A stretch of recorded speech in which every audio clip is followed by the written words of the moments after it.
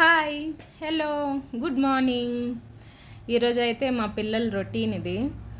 ఇంకా పిల్లలిద్దరు కూడా రెడీ అయిపోయారు. ఇంకా వాళ్ళ చేతులతో ఇలాంటి నాస్తా ఏదైనా అయితే చేతులతో తింటారు, పర్లేదు. రైస్ అయితే మాత్రం కలుపుకొని చేతితో తినరు. ఇద్దరు కూడా మంచి తినేస్తారు. అయితే ఇక్కడ పిల్లల ఫుడ్ విషయంలో ఒకటి చెప్పాలనుకుంటున్నా. ఎర్లీ మార్నింగ్ ఏంటంటే ఇంకా టైం అయిపోద్ది, మార్నింగ్ సరికి వీళ్ళు ఏం తినరని చెప్పేసి నార్మల్గా పాలు ఇచ్చేస్తుంటారు పేరెంట్స్. కానీ ఎర్లీ మార్నింగ్ పరగడుపునే పాలు ఇవ్వద్దు అని చెప్పి తినేంటి పాలు పెట్టిందని అనుకోవద్దు. ఇక్కడ ఏంటంటే రోటీ కానీ పాలతో పాటు రోటీ కానీ ఇంకా బ్రెడ్ కానీ ఇలా ఇవ్వచ్చు. కానీ పరగడుపునే పాలిస్తే మాత్రం డైజెషన్ అవ్వడం కూడా వాళ్ళకి కష్టంగా ఉంటుంది. నేను చెప్పే చిన్న పిల్లల గురించి కాదు, స్కూల్కి వెళ్ళే పిల్లలు ఆఫ్టర్ 4 years. చిన్నపిల్లలకైతే పాలు డైజెషన్ చేసుకునే పవర్ ఎక్కువే ఉంటుంది. కానీ వీళ్ళకైతే కాస్త లేట్గా అవుతుంది.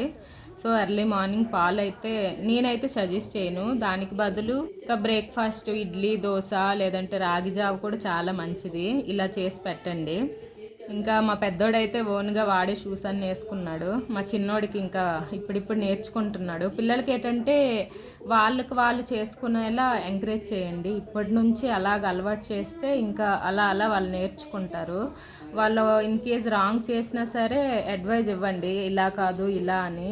మా పెద్దోడైతే పర్లేదు, షూ అన్నీ వేసుకుంటాడు. లేస్ కట్టుకోవడం రాదు కానీ ఇలాంటి షూ అయితే బాగానే వేసుకుంటాడు. మా చిన్నోడు కూడా ఇంక నువ్వు ఎందుకు వేస్తున్నావు, నేను వేసుకుంటాను కదా అని అడుగుతున్నాడు.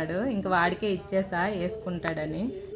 మొత్తానికైతే మా చిన్నోడు నీట్గాను షూ వేసేసుకున్నాడు. ఇంకా వాడికి రెడీ చేసేసి మా పెద్దోడైతే ఓన్గానే రెడీ అయిపోతాడు. ఒక బటన్స్ పెట్టుకోవడం రాదు కానీ ఇలాంటి యూనిఫామ్ అయితే బాగానే వేసేసుకుంటాడు. పిల్లలకి ఏంటంటే ఇండిపెండెంట్గా ఇంకా వాళ్ళకి వాళ్ళు చేసుకునేలా అలవాటు చేయాలి. ఇంకా చిన్నపిల్లలే అని చెప్పి మనమే చేస్తే వాళ్ళు ఇంకా అదే అలవాటు అయిపోద్ది, ఇంకా లేజీ అవుతారు. ఇంకా ఇద్దరు కూడా రెడీ అయిపోయారు. మా పెద్దోడు బాయ్ చెప్పాడు, మా చిన్నోడికైతే అసలు ఇష్టం లేదు ఈరోజు.